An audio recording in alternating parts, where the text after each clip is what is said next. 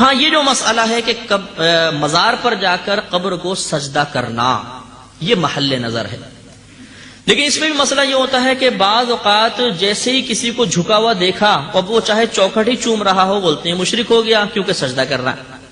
تو خالی چوکھٹ چومنے والے کو کہ جھکا ہوا سر دیکھا تو فوراً ہم اس پہ شرک کا فتویٰ نہیں لگا سکتے، ورنہ تو موٹر مکینک جیسی انجن کے سامنے جھکے گا، آپ بولیں گے جو سجدہ کر دیا کافر ہو گیا۔ ارے بھائی وہ کیسے کافر ہو گیا؟ وہ تو گاڑی کو دیکھنے کے لیے جھکا ہے۔ تو خالی جھکنا تو یہ سجدے کی تعریف میں داخل نہیں ہے نا، نیت بھی تو درکار ہے۔ تو اس لیے اب یہ مطلب دم شرک کا فتویٰ جاری کرنا یہ غیر مناسب ہے۔ ہاں اگر کوئی واقعی سجدہ کر رہا ہو تو اب بھی فوراً کافر و مشرک نہیں کہہ سکتے، اس میں تفصیل ہے۔ سجدے دو طرح کے ہوتے ہیں، ایک سجدہ تعظیمی اور ایک سجدہ عبادت۔ سجدہ تعظیمی کا مطلب ہوتا ہے کسی کو عظیم سمجھ کر، قابل تعظیم سمجھ کر اسے سجدہ کرنا، جیسے یوسف علیہ السلام کو ان کے بھائیوں نے سجدہ کیا تھا، قرآن سے ثابت۔ وہ سجدہ تعظیمی اس شریعت میں جائز تھا۔ تو اگر کسی کو قابل تعظیم سمجھ کے اس کے سامنے جھکے تو یہ سجدہ تعظیمی کہلاتا ہے۔ اس کا شرعاً حکم یہ ہوتا ہے کہ اس طرح سجدہ کرنے والا گناہگار ہے، گناہ کبیرہ کا مرتکب ہے، حرام فعل کا مرتکب ہے، لیکن کافر نہیں ہوتا۔ اور ایک ہوتا ہے کسی کو عبادت کے لائق سمجھ کر سجدہ کرنا، اسے سجدہ عبادت کہتے ہیں۔ جیسے ہم اللہ تعالیٰ کی بارگاہ میں سجدہ ریز ہوتے ہیں، اسے لائق عبادت سمجھتے ہیں اور پھر اس کے سامنے جھکتے ہیں، اس کو سجدہ عبادت کہتے ہیں۔ یہ اگر غیر اللہ کے سامنے کیا تو انسان کافر و مشرک ہو جائے گا۔ اب مسئلہ یہ ہوا کہ اگر ایک شخص قبر کو سجدہ کر رہا ہے، صاحب مزار کو سجدہ کر رہا ہے، ہم نے دیکھا واقعی سجدہ کر رہا ہے، تو اب یہاں پر پہلے تو یہ تعیین کرنی ہوگی کہ یہ سجدہ تعظیمی کر رہا ہے یا سجدہ عبادت، اس کے بعد ہی حکم لگا سکتے ہیں نا۔ اگر سجدہ تعظیمی کر رہا ہے تو کافر و مشرک نہیں، گناہگار، اور اگر سجدہ عبادت کر رہا ہے تو یہ کافر و مشرک ہے۔ تو معلوم ہوا کہ یہاں پر بھی پہلے نیت کا جاننا ضروری ہے کہ وہ کس نیت کے ساتھ سجدہ کر رہا ہے۔ اب ہوتا یہ ہے کہ ہمارے پاس ایک کلاشن کوف ہے اور اس سے کفر اور شرک کے فتوے گولیوں کی شکل میں نکلتے ہیں۔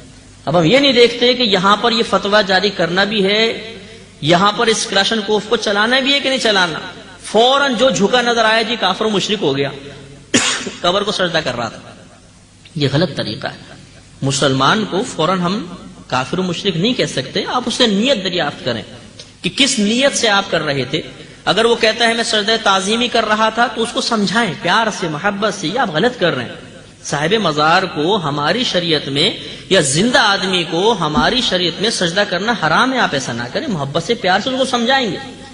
اور اگر وہ کہتا ہے کہ میں سجدہ عبادت کر رہا ہوں تو پھر وہ کافر و مشرک ہے، پھر بھی ہم اس کو محبت سے پیار سے سمجھا کر اس کو تجدید ایمان کروائیں گے تاکہ وہ مسلمان ہو جائے اور شیطان کے چنگل سے بچے۔ اب بلا اس کی نیت دریافت کیے فوراً اس کو کافر و مشرک کہہ دینا یہ غلط ہے۔ یا کوئی یوں کہے کہ جی میں تو بس نیت نہیں پوچھتا ہوں، جو ایسا جھکا ہوا نظر آئے گا اس کو کافر و مشرک کہہ دوں گا، یہ بات مناسب نہیں۔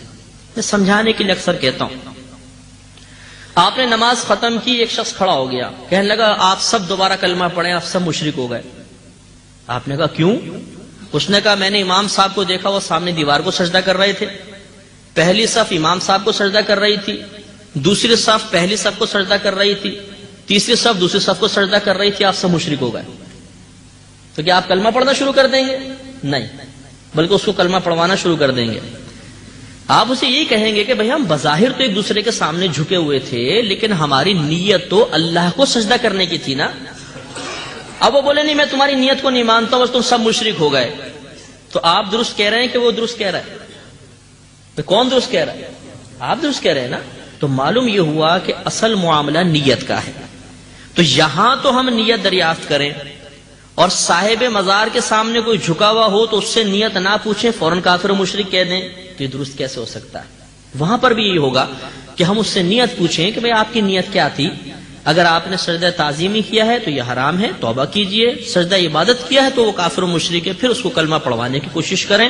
لہذا معلوم یہ ہوا کہ اگر کوئی صاحب مزار کے سامنے جھکا ہے تو یہ غلط ہے، نہیں جھکنا چاہیے تھا، لیکن اس نے اگر سجدہ کر بھی لیا تو ہم فوراً اس کو کافر و مشرک نہیں کہہ سکتے۔ یہ چیز بہت آپ ذہن کے اندر توجہ طلب بات ہے، ذہن میں رکھیے گا۔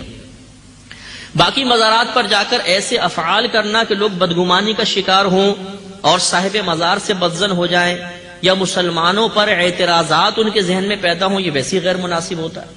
ادب یہ ہوتا ہے کہ آپ جائیے، پاؤں کی طرف سے داخل ہوں، چوکھٹ نہ چومیں، چومنا جائز ہے، میں اس کو حرام نہیں کہہ رہا ہوں، منع نہیں کر رہا ہوں، لیکن اگر آپ چوکھٹ چومیں گے، ہو سکتا ہے کوئی دور سے دیکھ رہا ہو تو یہ سمجھے کہ سجدہ کر رہا ہے، تو ایسا کوئی فعل عوام کے سامنے کرنا جس کی وجہ سے لوگ بدگمانی کا شکار ہوں، یہ مناسب نہیں ہوتا۔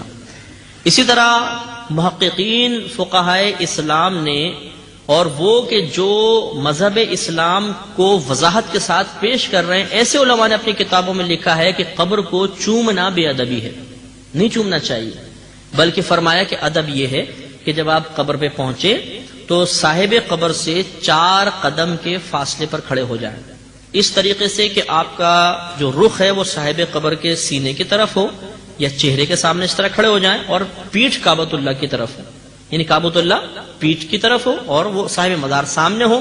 اب آپ ادب سے کھڑے ہو کر قرآن پاک پڑھیں یا جو بھی آپ ذکر اذکار کرنا چاہے کریں، اور اس کے بعد اللہ کی بارگاہ میں دعا کریں کہ اللہ تعالیٰ اس کو قبول فرما، اس کو ہمارے نبی کریم کی بارگاہ میں ایصال ثواب کرتا ہوں، انبیاء علیہ السلام کی بارگاہ میں اور ان صاحب مزار کی بارگاہ میں اس کو قبول فرما لے۔ اب اگر آپ یہ چاہتے ہیں کہ میں ان صاحب مزار سے اکتساب فیض کروں تو دعا میں اس طرح اور اضافہ کر سکتے ہیں کہ اللہ تعالیٰ یہ تیرے مقبول بندے ہیں، ان کے وسیلے سے مجھے فلاں چیز عطا فرما دے، تو یہ وسیلے سے دعا مانگے، اس میں شرعاً کوئی حرج نہیں ہوتا ہے۔ تو انشاءاللہ عز و جل یہ حاضری آپ کی باادب حاضری ہوگی، کسی کو اعتراض کا موقع نہیں ملے گا۔ یاد رکھیے کہ عقیدت کا اظہار وہی شریعت کو محبوب ہے جو دائرہ شریعت میں ہو، اگر مجھ سے باہر نکلیں گے تو پھر یہ عقیدت نہیں ہے، یہ جہالت میں چلی جاتی ہے اور بسا اوقات انسان کو کفر میں بھی مبتلا کر دیتی ہے۔